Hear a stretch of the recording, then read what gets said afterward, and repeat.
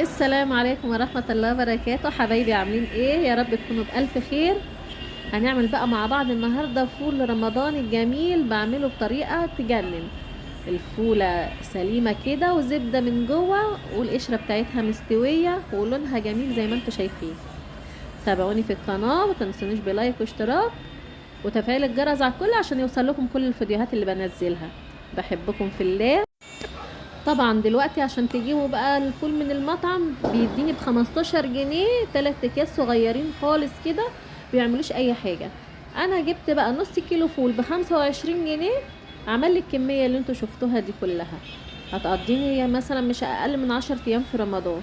شوفوا بقى وفرنا قد ايه، وكان حاجة نظيفة وجميلة وطعم حلو في نفس الوقت، احسن من المطاعم بكتير. نبدأ ونقول بسم الله والصلاة والسلام على نبي الله المصطفى عليها افضل الصلاة والسلام. هنا حطيت على الفول ملح وزيت وكمون وطحينة، وكلي اجمل فول. لون وطعم مفيش بعد كده. متنسونيش بمتابعة القناة، ونبدأ ونقول بسم الله. معايا هنا النص كيلو فول، نقيته كويس زي ما انتوا شايفين، ونقعته بقى في مية، نقعته يومين كاملين. ممكن تنقعيه يوم بس هياخد منك سوا شوية على البوتاجاز، لكن كده بالطريقة دي قعد حوالي ساعة. معايا هنا ربع كيلو فول مدشوش، يعني نص كيلو فول بلدي زي ما انتوا شايفين، وربع فول مدشوش، وثلاث طماطمات كبار بشرتهم بالشكل ده، واربع جزرات كده برضو بشرتهم. يعني كتري في الحاجات دي مفيش مشكلة، مش بكميات يعني محددة يعني. تمام. حطينا هنا جزر وفول مدشوش وطماطم، ونحط بقى معلقة كبيرة من الكركم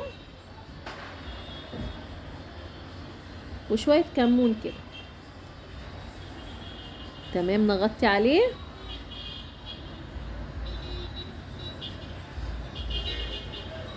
لو ما سبتهوش يومين وهتسويه، يعني بعدها بيوم او بعدها بكام ساعة ومستعجلة عليه، حطي معاه 3 معالق من الخل، هيساعدوا على التسوية السريعة معاكي.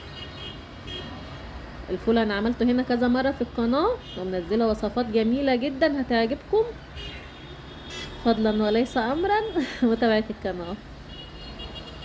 هنا بقى لازم تتابعي الفول كل شوية عشان ما يلزقش في الحلة من تحت او يتحرق.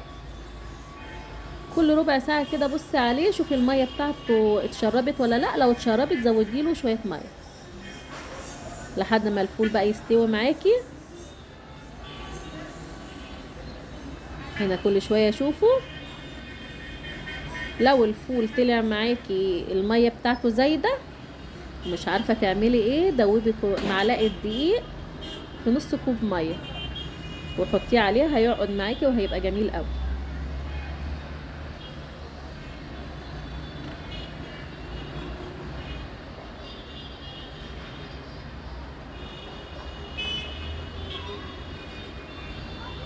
هنا بشوفه كده لقيته لسه مستواش، القشرة بتاعته تعرفيها لما تبقى مستوية معاكي. مدافع رمضان بقى والاصوات الجميلة اللي الواحد بيشتاق لها من السنة للسنة.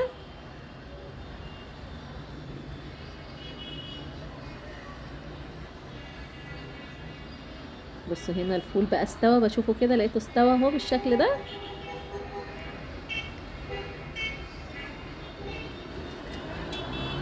جميل جدا. خد حوالي معايا ساعة على النار. هنا لقيته يعني ايه لسه فيه مية بسيطة، فانا سبته دقيقتين تاني. عقد بقى مع نفسه كده بالشكل ده. بصوا اللون وطعمه، مفيش احلى من كده حقيقي.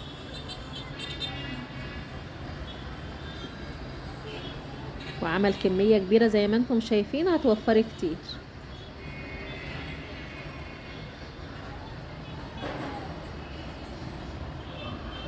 جربي بقى الطريقة وقولي لي في الكومنتات عجبتك ولا لأ، ولو عجبتك دعوة حلوة من القلب.